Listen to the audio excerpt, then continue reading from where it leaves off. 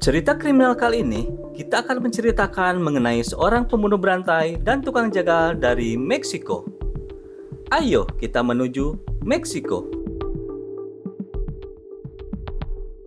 Andres Filomeno Mendoza Celis adalah seorang pembunuh berantai dan tukang jagal dari Meksiko.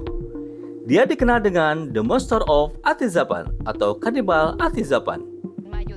Sebenarnya, Andres Filomeno Mendoza dikenal sebagai tukang daging dan penjual aksesoris handphone dan juga merupakan seorang warga negara teladan yang sempat menjabat sebagai Presiden Dewan di lingkungan tempat tinggalnya di Lomas de San Miguel Atizapan de Zaragoza.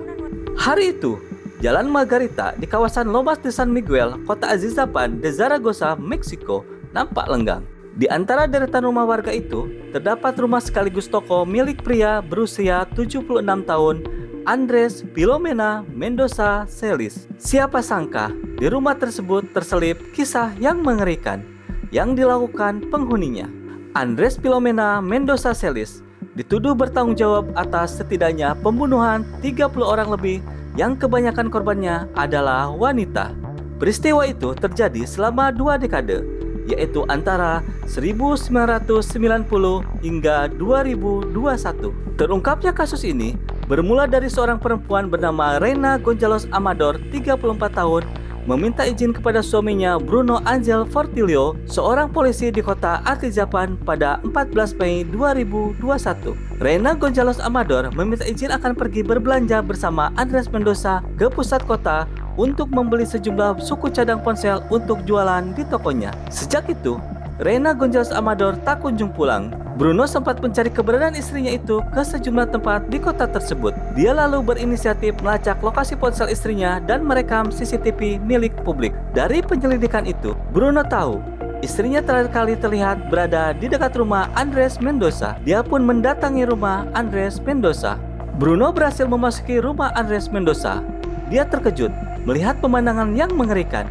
Di bawah kolong tempat tidur, matanya nanar ketika melihat potongan tubuh manusia yang diduga istrinya, Reina Gonzalez Amador.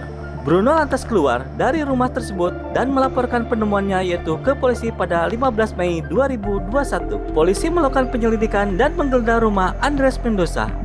Di lokasi itu, para petugas menyelidiki ruang bawah tanah yang tepat berada di bawah ranjang Andres. Para penyelidik tercengang ketika menemukan 17 kuburan korban wanita, seorang anak, dan seorang pria. Petugas juga menemukan 12 telepon seluler, 12 chip telepon, dan barang milik korban yang dibunuh dan dimutilasi Andres Mendoza. Selain itu, ditemukan buku catatan daftar dari nama-nama korban lainnya. Dan yang membuat bulu kuduk berinding, ditemukan kulit wajah dan rambut para korban yang mengering. Saat ditangkap, Andres Mendoza mengaku telah memakan daging korban.